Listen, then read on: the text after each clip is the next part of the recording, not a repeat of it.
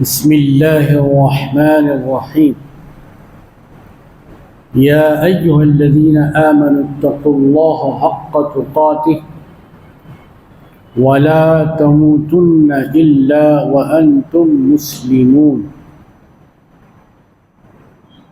قال سبحانه وتعالى في عظمة رسوله وشأن حبيبه محمد المصطفى صلى الله عليه وسلم: إن الله وملائكته يصلون على النبي يا أيها الذين آمنوا صلوا عليه وسلموا تسليما. اللهم صل على سيدنا وشفيعنا وحبيبنا مولانا محمد كلما ذكره الذاكرون وكلما غفل عن ذكره الغافلون، وصل على جميع الأنبياء والمرسلين وعلى الملائكة المقربين وسلم تسليما كثيرا كثيرا. سبحان ربك رب العزة عما يصفون وسلام على المرسلين والحمد لله رب العالمين.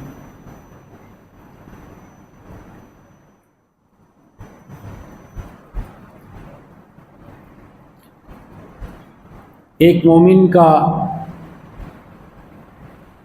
مقصد حیات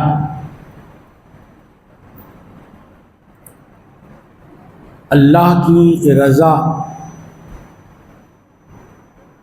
اور اللہ کی خوشنودی حاصل کرنا. اگر یہ اللہ کی رضا، اللہ کی پسند کسی مسلمان کو حاصل ہو جاتی ہے تو یقیناً وہ اس دنیا کا بڑا کامیاب انسان.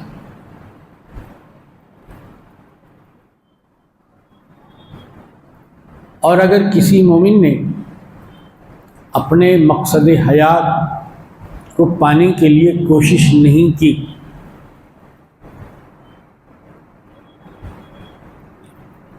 تو اس سے بڑا ناکام انسان دنیا میں نہیں ہو سکتا. یہ کامیابی کیسے حاصل ہوتی ہے؟ اس کامیابی کے لیے کیا کرنا پڑتا ہے؟ اس کامیابی کو حاصل کرنے کے لیے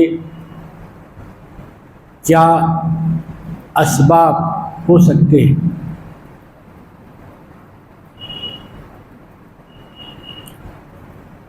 کامیابی حاصل کرنے کے لیے جو اسباب ہیں اس کی فہرست تو بڑی لمبی،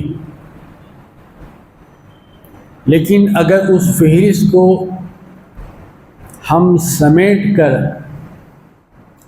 ایک لفظ میں اس کی تعریف کرنا چاہیں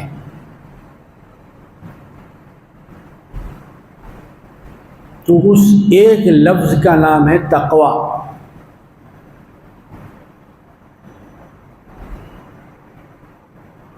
یہ تقویٰ جس کو ہم نے صرف بزرگوں کے لیے خاص کر دیا، حالانکہ یہ ہر مسلمان کو حاصل کرنا، ہر مسلمان کے لیے لازم ہے کہ وہ صرف زندگی نہ گزارے بلکہ وہ زندگی گزارے جس کو تقوی والی زندگی کہا جاتا ہے. خالی زندگی تو ساری دنیا کے انسان گزار رہے ہیں. ایسی زندگی جنگل میں درندے چرندے پرندے سب گزار رہے ہیں، لیکن اور مخلوقات کی زندگی میں اور مومن کی زندگی میں بڑا فرق ہے. اور مخلوقات کی زندگی تقوی سے خالی ہے، لیکن مومن کی زندگی تقوی سے معمور ہوتی ہے۔ تو اس بات کو، اس نکتے کو، اس مقصد حیات کو اللہ تعالیٰ نے بار بار انسان کو یاد کیا، بار بار، کئی بار۔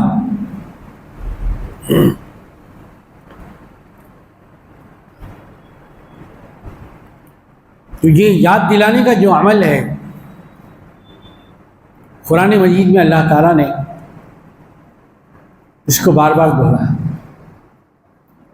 خوشی کے موقع پر، غم کے موقع پر، محفل میں ہو کہ تنہائی میں ہو، گھر والوں میں ہو کہ دوستوں میں ہو، مسجد میں ہو کہ مکان میں ہو، ہر جگہ آپ کو یہ تقوی کا پہلو پیش نظر رکھنا۔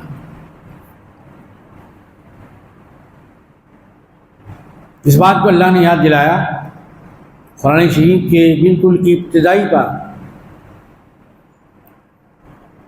الف لام میم ذالک الکتاب لا ریب فیہ ھدی للمتقین، دیکھیے بالکل ابتدا میں یہ جو کتاب آپ کے لیے کام آتی ہے نا، کب کام آتی ہے؟ جب آپ متقی بن جائیں، جب آپ اللہ سے ڈرنے والے بن جائیں، بے خوف نڈر، جس کو قانون کا کوئی خوف نہیں، اللہ کا کوئی خوف نہیں، رسول کا کوئی خوف نہیں، قیامت کا کوئی ڈر نہیں، جہنم کا کوئی ڈر نہیں۔ ایسا آدمی تو ہو سکتا ہے لیکن متقی انسان نہیں ہو سکتا۔ تو آدمی اور انسان اور مومن ہونا الگ ہے، متقی ہونا یہ ہر انسان کی صفت بننا ہے متقی۔ چند لوگوں کے لیے، ایک جماعت کے لیے، ایک پارٹی کے لیے، ایک طائفے کے لیے نہیں، یہ تقویٰ ہے۔ اگر ایسا کوئی سمجھ رہا ہے کہ وہاں ہم کو تقوی کی ضرورت نہیں ہے تو غلط سمجھنا ہے، اس کی سوچ صحیح نہیں ہے، اس کو کریکشن کر لینا چاہیے، تصحیح کر لینا چاہیے اپنی سوچ کی۔ جس طریقے سے پھول سے خوشبو کو الگ نہیں کیا جا سکتا، جس طریقے سے سورج سے اس کی کرنوں کو جدا نہیں کیا جا سکتا، جس طریقے سے پانی سے پیاس بجھانے کی صفت کو الگ نہیں کیا جا سکتا، ویسے ہی مومن سے تقوی کو بھی الگ کر کے نہیں دیکھا جاتا۔ جہاں مومن ہے وہاں تقویٰ ہے، اور جہاں تقویٰ ہے وہاں مومن ہے۔ اتنا ایک دوسرے کا لازم اور ملزوم۔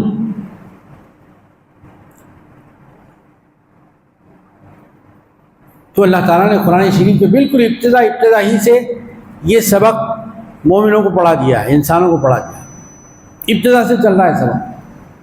پھر بیچ میں بھی اللہ تعالیٰ یاد دلاتے جا رہے ہیں۔ کہاں یاد دلا رہے ہیں؟ اے مومنوں، یا ایھا الذین آمنوا اتقوا اللہ حق تقاتہ۔ اب ڈرے تو کیسے ڈرے؟ اس کا کوئی پرسنٹیج ہے کیا؟ 20% ڈریں تو کام چل جائے گا، یا 40% سے کام چل جائے گا، 50% سے کام چل جائے گا؟ کہا کہ اسلام پرسنٹیج کے حساب سے تقویٰ نہیں چاہتا، وہ تو کامل، مکمل اور اکمل تقویٰ چاہتا ہے۔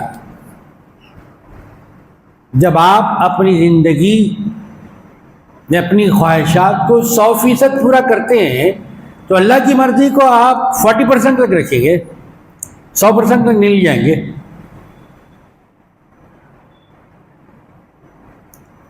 اپنی مرضی کا فیصد تو آپ کا 100% ہے، لیکن اللہ کی مرضی کا فیصد 40% ہے۔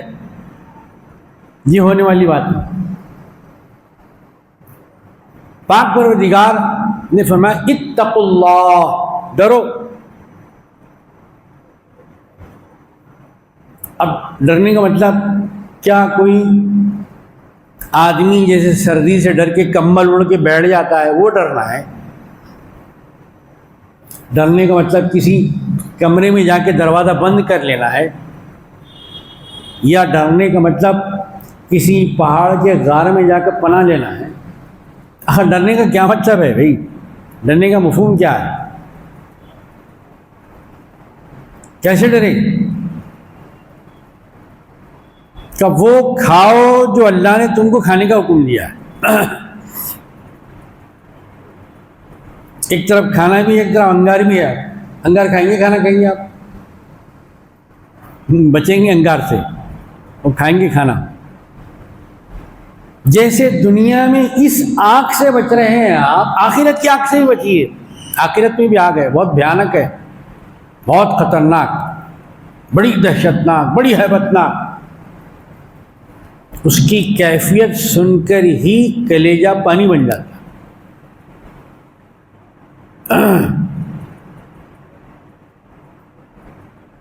آپ کو بتایا گیا ہوشیار، کاشن، دوزخ سے بچو، اگرچہ وہ کھجور کی گٹھلی کی سائز کی ہی کیوں نہ ہو، اس کی آگ سے بچو، جو بڑی خطرناک ہے۔ دنیا کی آگ اگر جسم کو لگ جائے تو اپنا داغ چھوڑ کے جاتی ہے، اور اگر جہنم کی آگ کس کو لگ جائے تو اس کا عالم کیا ہوگا؟ بہت خطرناک۔ اتقوا اللہ حق تقاتہ، ڈرو کیسا؟ جیسا ڈرنے کا حق ہے۔ اب ڈرنے کا حق کیسا ہے صاحب؟ ڈرنے کا حق کیسا ہے؟ کپڑے پہنیے جیسے کپڑے پہننے کا حق ہے۔ اب اگر کوئی کپڑے پہنیے آدھے نیچے کے جسم کا تو پہن لے، اوپر کا چھوڑ دے تو کپڑا تو پہنا آپ نے، لیکن جیسا پہننے کا حق ہے، یا کسی نے اس کو الٹا کیا، آدھا اوپر کے جسم تو پہن لیا، آدھا نیچے کا چھوڑ دیا، تو کپڑا تو پہنا ہے اس نے، لیکن جیسا پہننے کا حق ہے ویسا نہیں پہنا ہے۔ جی اتقوا اللہ حق، جیسا ڈرنے کا حق ہے، یہ حق بہت بڑی بات۔ دنیا میں اکثر جو لڑائیاں ہوتی ہیں وہ حق کے لیے ہوتی ہیں۔ حق جہاں ادا نہیں ہوتا ہے وہاں سے فساد شروع ہوتا ہے۔ حق کی بڑی اہمیت ہے، حق کی بڑی عظمت ہے، حق کے لیے انسان لڑتا ہے، جان دے دیتا ہے اپنی۔ امام حسین رضی اللہ تعالیٰ نے جو اپنی جان دی کس کے لیے دی؟ حق کے لیے دی۔ یہ نور و ظلمت کے تصادم ازل سے جاری ہے دنیا میں، یہ حق و باطل کے تصادم ازل سے جاری ہے دنیا میں۔ یزید شمعیں بجھا رہا ہے، حسین شمعیں جلا رہے۔ تو امام حسین علیہ السلام کی جو لڑائی تھی وہ حق پہ تھی۔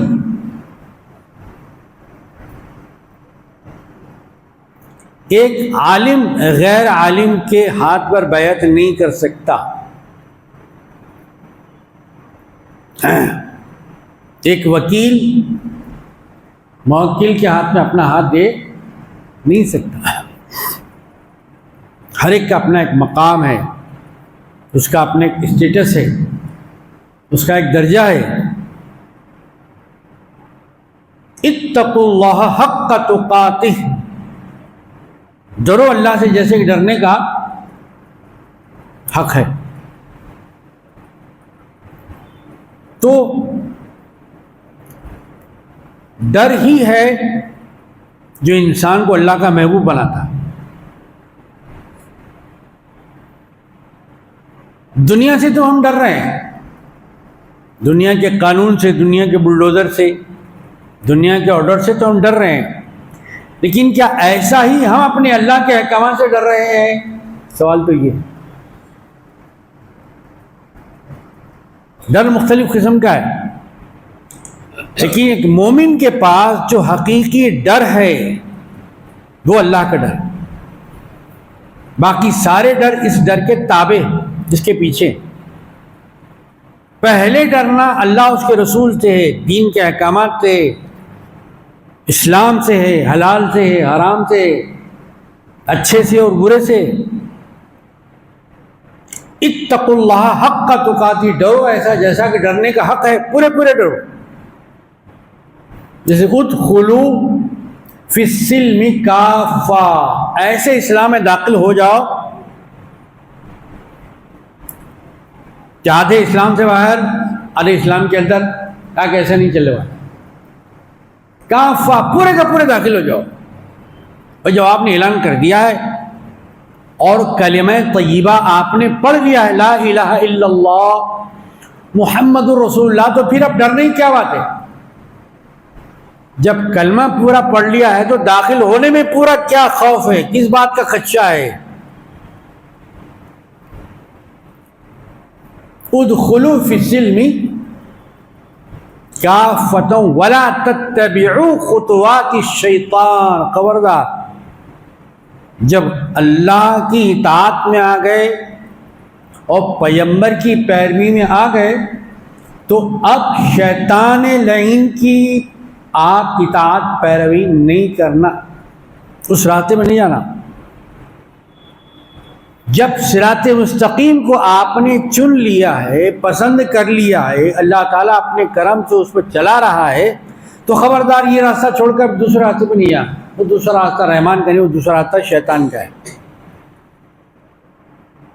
اب آپ رحمانی بن گئے ہیں، خدا کے لیے شیطانی مت بنیے، رحمانی رہیے۔ مسلمانی کے پیرہن اور جامع و لباس میں باقی رہیے، شیطانی جامع و لباس کی طرف مت جائیے۔ وَلَا تَتَّبِعُوا خُطُوَاتِ الشَّيْطَانِ إِنَّهُ لَكُمْ عَدُوٌّ مُبِينٌ۔ کیا آپ کو معلوم ہے شیطان آپ کا کبھی دوست ہو سکتا ہے؟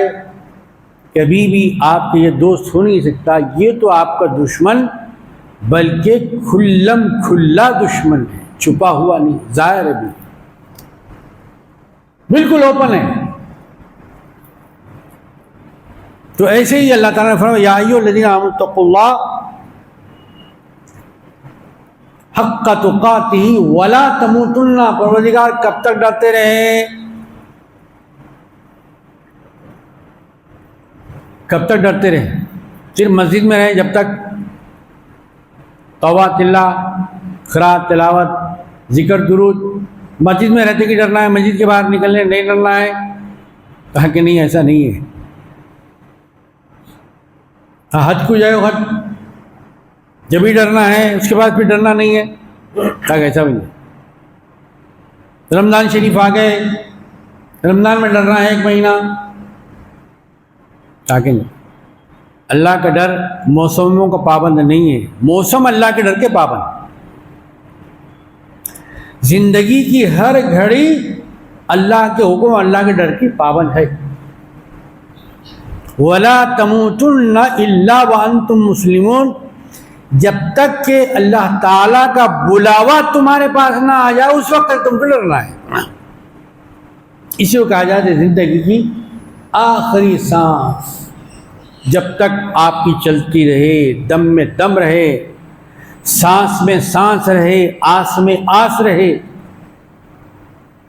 اس وقت تک آپ کو پرہیزگاری سے کام لینا ہے۔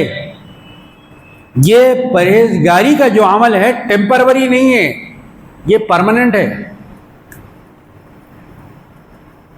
ٹیمپروری لائسنس مت لیجیے، پرماننٹ لائسنس لیجیے، تاکہ آپ کو ڈر اور خدشہ نہ ہو۔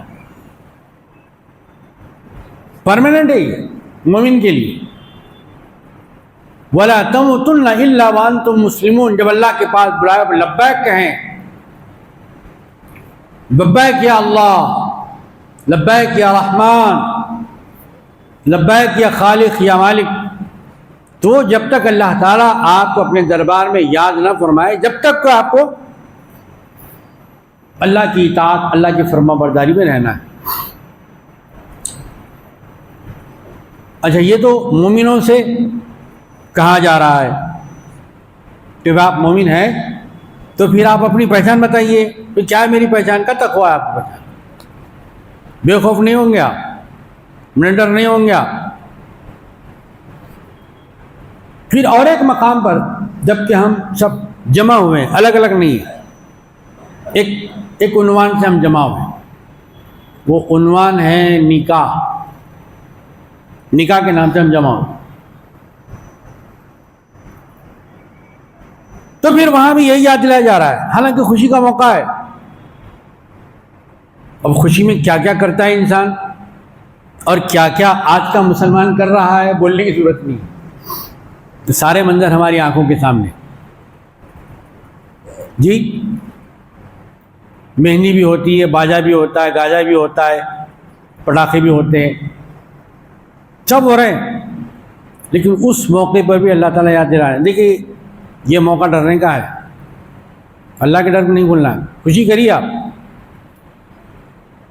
مومن کے پاس خوشی بھی بغیر اللہ کے ڈر کے نہیں ہوتی۔ مومن کی خوشی بھی اللہ کے ڈر کے تحت ہے، اوپر نہیں ہے۔ وہاں بھی یاد دلایا جا رہا ہے۔ ایک صاحب کو کھڑا کیا رہا ہے، آپ کھڑے رہیے، آپ مذہبی پیشوا ہیں، آپ بول سکتے ہیں، آپ نصیحت کر سکتے ہیں، آپ خطبہ دے سکتے ہیں، بیان کیجیے۔ کیا بیان کریں؟ یا ایھا الناس اتقوا ربکم الذی خلقکم من نفس واحدہ۔ شادی کے موقع پر بھی یاد دلایا جا رہا ہے، اے لوگو، وہاں تو مومنین تھا، اب یہاں بالکل کامن خطاب ہے، کامن، ساری انسانیت سے، ہر انسان، بھید بھاؤ، جات ذات پات کچھ بھی نہیں، ہر انسان۔ مطلب تقویٰ صرف مومن کی ضرورت نہیں ہے، تقویٰ ہر انسان کے لیے ضروری ہے۔ اگر اس کے اندر کچھ ڈر رہے گا تو اپنے دوسرے انسان کو جینے دے گا، نہیں تو اس کو مار ڈالے گا، تو اس کا حق چھین لے گا۔ تو تقویٰ مومن کی بھی ضرورت ہے، تقویٰ ہر انسان کی ضرورت ہے۔ ایسا نہیں کہ مومن ہی ہے تو تقویٰ کرے گا، انسانوں کو بھی تقویٰ کرنا ہے، ڈرنا ہے، پرہیزگاری کرنا ہے۔ یا ایھا الناس اتقوا ربکم الذی خلقکم من نفس واحدہ۔ اس پروردگار سے ڈرو، یاد دلا رہا ہے۔ معلوم ہے تم کیسا پیدا ہوئے؟ تم نفس واحد سے پیدا ہوئے۔ تو یہاں اس خیال کا رد ہو گیا، جو لوگ قرآن کو چھوڑ کر اپنی تحقیق کی بنیاد پہ کہتے ہیں کہ انسان کی اولاد نہیں ہے، بندر کی اولاد ہے۔ کیسے کیسے لوگ دنیا میں گزرے، اپنے آپ کو بندر کی اولاد ثابت کر رہے ہو، اور یہاں اللہ تعالیٰ کیا فرما رہے ہیں؟ تمہارا جو رب جس نے تم کو پیدا کیا، من نفس واحدہ، ایک جان سے پیدا کیا، نہ کہ بندر سے پیدا کیا۔ انسان کی اولاد ہوتا ہے، بندر کی اولاد ہوتا ہے۔ انسان بندر کی اولاد نہیں ہوتا، بندر انسان کی اولاد نہیں ہوتا۔ غلام ہے تو بادشاہ نہیں ہوتا، بادشاہ ہے تو غلام نہیں ہوتا۔ جی،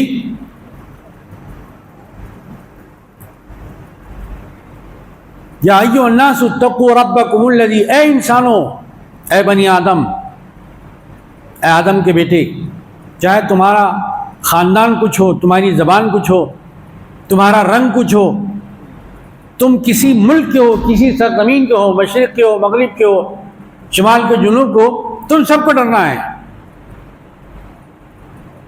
تب اس خیال کی تصحیح اور کریکشن ہو گیا کہ تقویٰ صرف مومنوں کے لیے نہیں ہے، بلکہ تقویٰ ہر انسان کے لیے، اس کی بھلائی کے لیے۔ اگر وہ ڈر والی زندگی گزارے گا، پرہیز والی زندگی گزارے گا، تو وہ کامیاب ہوگا، ورنہ وہ ناکام ہو جائے گا۔ لوگ کہتے ہیں کہ صاحب ہم کاروبار میں ناکام ہو رہے ہیں، رشتے میں ناکام ہو رہے ہیں، انٹرویو میں ناکام ہو رہے ہیں، جی کہیں کوشش کر رہے ہیں ہم تو ناکام ہو رہے ہیں۔ تو مطلب یہ ہوا کہ اللہ کے حکم کو ہم نہیں سن رہے، اس واسطے ہماری بات کوئی نہیں سن رہا۔ اگر اللہ کی بات ہم نے سنی ہوتی تو ہماری بات بھی کوئی سنتا ہوتا۔ ہم کسی کی نافرمانی میں ہیں تو ہماری بھی نافرمانی کی جا رہی ہے۔ ہم اگر کسی کی بات سن رہے ہیں تو پھر ہماری بات کوئی سننے والا ضرور دنیا میں ہوگا۔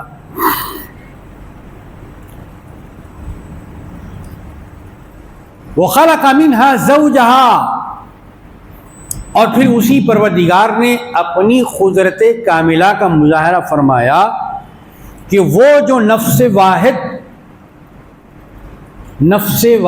کون ہے؟ وہ اسلام اس نفس واحد کا نام آدم بتاتا ہے۔ آدم، کہیں نفس واحد کہا مطلب نام کو کہیں چھپا دیا، مصلحت اللہ کو معلوم، ہم کو نہیں ہوا۔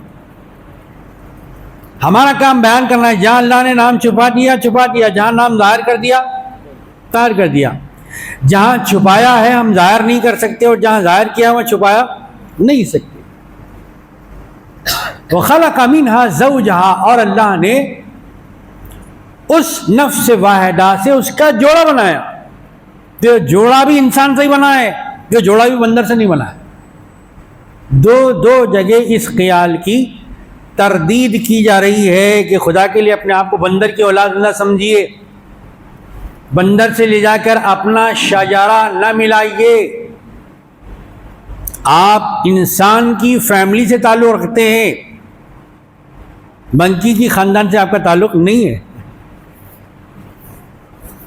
آپ قردی نہیں ہیں، آپ انسانی ہیں، آپ آدمی ہیں، آپ آدم کی اولاد، بندر کی اولاد نہیں ہیں۔ وَخَلَقَ مِنْهَا زَوْجَهَا وَبَثَّ مِنْهُمَا رِجَالًا كَثِيرًا وَنِسَاءً، اور پھر یہ اللہ کی قدرت اگر دیکھنا چاہتے ہو تو یہ تم دنیا میں ادھر دیکھیں، انسان کبھی مرد کی شکل میں، کبھی عورت کی شکل میں، یہ بھی اللہ کی مخلوق جی، مرد بھی باعزت ہے، عورت بھی باعزت، یہ بھی اللہ کی مخلوق جی، اللہ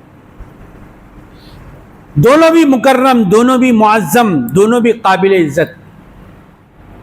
وَبَثَّ مِنْهُمَا رِجَالًا كَثِيرًا وَنِسَاءً، اور اللہ تعالیٰ نے پھیلا دیا۔ پہلے آیت شروع ہوئی اتقوا اللہ، پھر اب آ رہا ہے وَاتَّقُوا اللَّهَ الَّذِي تَسَاءَلُونَ بِهِ وَالْأَرْحَامَ۔ ایک ہی آیت میں آیت شروع بھی ہو رہی ہے تو تقوی سے، ختم بھی ہو رہی ہے تو تقوی بھی ہو رہی ہے۔ مطلب زندگی کا آغاز بھی اللہ کے خوف سے ہونا چاہیے، زندگی کا اختتام بھی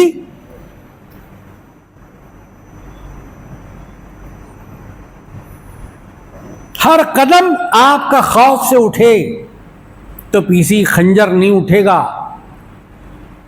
اگر خوف ڈر اللہ کا دل میں باقی ہے تو کسی کا قرضہ لے کے ڈبائیں گے نہیں۔ اگر اللہ کا خوف باقی ہے تو پارٹنر کا ساتھ دیں گے، اس کے وزن پر دوسرا نہیں کریں گے۔ اگر خوف آپ کے دل میں باقی ہے تو بیوی بچوں کے ساتھ اچھا سلوک کریں گے آپ۔ اگر خوف آپ کے دل میں باقی ہے تو اپنے بھائیوں اور بہنوں کا حق دیں گے آپ۔ اگر خوف آپ کے دل میں باقی ہے تو صحیح صحیح مال بیچیں گے آپ، اور خوف نکل گیا تو پھر آپ کے دل میں لالچ آ گیا، لالچ، نیت خراب ہو گیا۔ اور جہاں نیت خراب ہوتی ہے، بزرگوں نے موٹی زبان میں سمجھایا، نیت میں خطرہ تو جھولی میں پھترا۔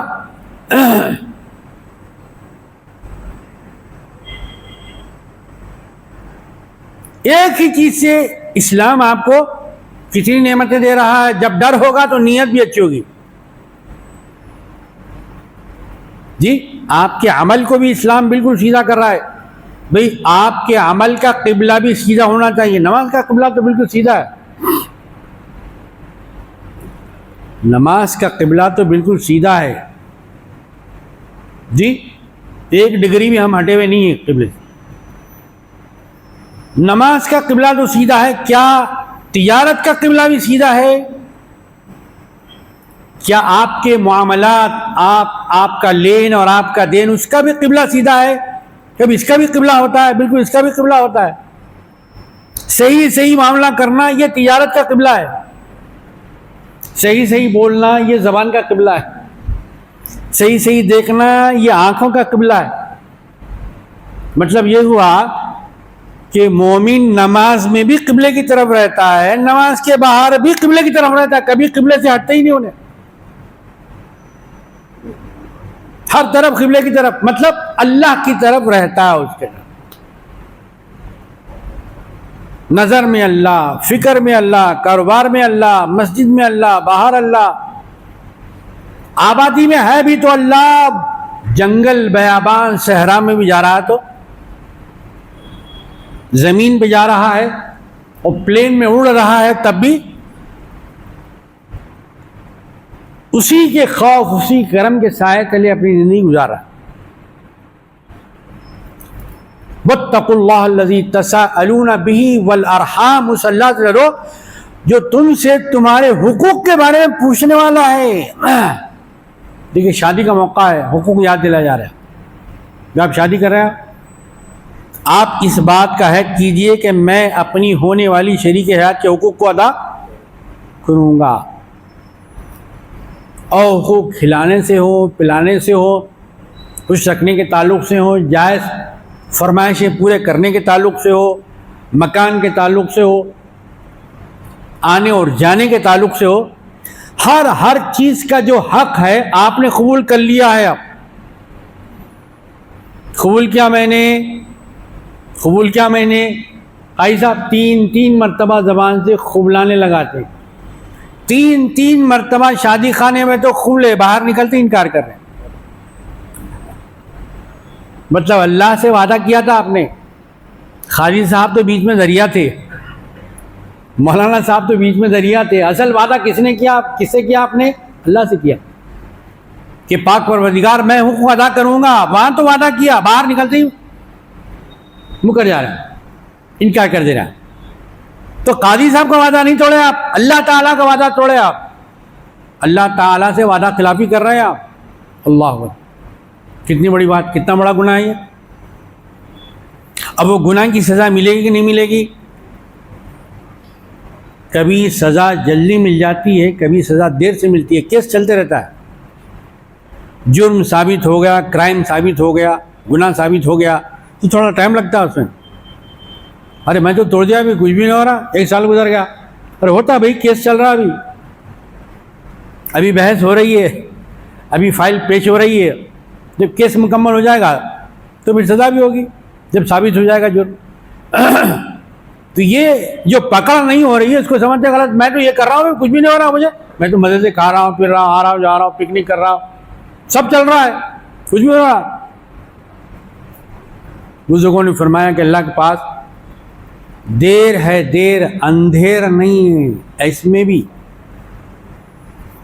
اچھے حالات، اچھا وقت، جی اچھا زمانہ، اس کے لیے بھی دیر و اندھیر نہیں ہے. یہاں تک تو آپ کو بتا دیا گیا کہ صاحب آپ کی زندگی اگر کامیاب بنانا ہے تو اللہ کے خوف کے سائے میں رہیے، آپ بالکل کامیاب انسان رہیں، بالکل سیدھے چلیں گے، خود بھی امن میں رہیں گے، دوسروں کو بھی امن دیں گے، آپ خود بھی سکون میں رہیں گے، دوسرے بھی آپ سے سکون میں. جہاں بے خوف ہو جائیں گے آپ، وہیں آپ کی زندگی بھی پریشانیوں سے بھر جائے گی. دوسروں کو پریشان کر کے آپ خود سکون سے نہیں رہ سکتے. جینے کا گر یہی ہے کہ جیو اور جینے دو. کوئی آپ کے جینے کا حق چھین نہیں رہا ہے تو آپ کو بھی حق نہیں کسی دوسرے کے جینے کا حق آپ چھینیں. آپ حق کسی کا چھیننے کے لیے نہیں آئے ہیں، بلکہ آپ حق ادا کرنے کے لیے آئے ہیں، حق دینے کے لیے آئے ہیں. آپ کا کام حق دینا ہے. آپ نے وعدہ کیا اللہ سے. پھر اس کے بعد یہی حق کو اللہ تعالیٰ یاد دے رہا ہے، اتقوا اللہ اتقوا اللہ. پھر ایک مقام پر اللہ تعالیٰ نے ارشاد فرمایا، الا ان اولیاء اللہ لا خوف علیہم ولا هم یحزنون. الذین آمنوا وکانوا یتقون. یہ جو لوگ ہوتے ہیں نا جن کو دنیا کا کوئی خوف، کوئی ڈر، کوئی غم نہیں ہوتا. کیوں نہیں ہوتا اب ان کو؟ اس لیے کہ یہ رب سے ڈرتے ہیں تو سب ان سے ڈرتے ہیں. یہ سب سے نہیں ڈرتے، یہ رب سے ڈرتے ہیں.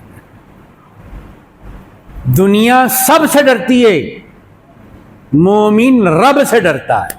مومن کی پہچان، مومن کی شناخت، مومن کی آئیڈینٹی کہ رب کا خوف، اس کی پہچان. الذین آمنوا، یہ لوگوں جو ایمان لائے، اسلام قبول کیا، اس کا خاموش نہیں بڑھ گئے تو بس کافی ہے بھائی اسلام لا لیا نا ہمیں. نہیں، وَكَانُوا يَتَّقُونَ. ڈرتے نہیں بلکہ زندگی کے ہر قدم پر ڈرتے ہی رہتے ہیں. بغیر خوف کے ان کی زندگی ہوتی نہیں. اللہ سے ڈرتے ہیں. بھائی غلط کریں گے تو کیا ہوگا، غلط بولیں گے تو کیا ہوگا، غلط کھائیں گے تو کیا ہوگا، غلط دیکھیں گے تو کیا ہوگا، غلط سوچیں گے تو کیا ہوگا، غلط جگہ بیٹھیں گے تو کیا ہوگا. کہاں کہاں تک ہے خوف؟ بہت بڑا ہے. لفظ چھوٹا ہے لیکن اگر اس کو آپ پھیلائیں تو ساری دنیا اس کے اندر آ جائے گی. تقوی کے اندر 1 انچ 1 بالش 1 انجل بھی نہیں لگا الگ.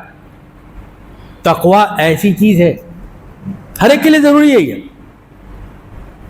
مردوں کے لیے بھی ہے، عورتوں کے لیے. ایسا نہیں تقوی صرف مردوں کے لیے، عورتوں کے لیے نہیں، ایسا نہیں جی. ایک مثال ہمارے بزرگوں نے، چونکہ مثال سے بات جلد سمجھ میں آ جاتی ہے. قرآن شریف کے اندر ہی بہت سی مثالیں. چونٹی کی مثال، ہاتھی کی مثال، اونٹ کی مثال، یہاں تک کہ اللہ تعالیٰ فرماتے ہیں مچھر کی مثال دینے سے بھی اللہ تعالیٰ شرماتا نہیں ہے. کیونکہ انسان سے سابقہ پڑتا رہتا ہے نا مچھر کا، جلد بات سمجھ میں آتی. تو مچھر کی مثال بھی ہے قرآن شریف کے اندر. تو بزرگوں نے مثال دی کہ عراق میں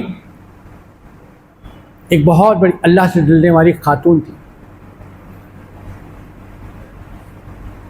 دیکھیے مردان بڑے بڑے اولیاء اللہ، خواتین میں بھی بڑی بڑی متقیہ گزری ہیں. متقیہ عورتوں کو پیچھے نہ سمجھیے. اللہ کی اطاعت میں، رسول اللہ کی اطاعت میں، ذکر الہی میں، تقوی میں، عمل میں ان کو پیچھے مت سمجھیے. وہ بھی بہت آگے بڑھی.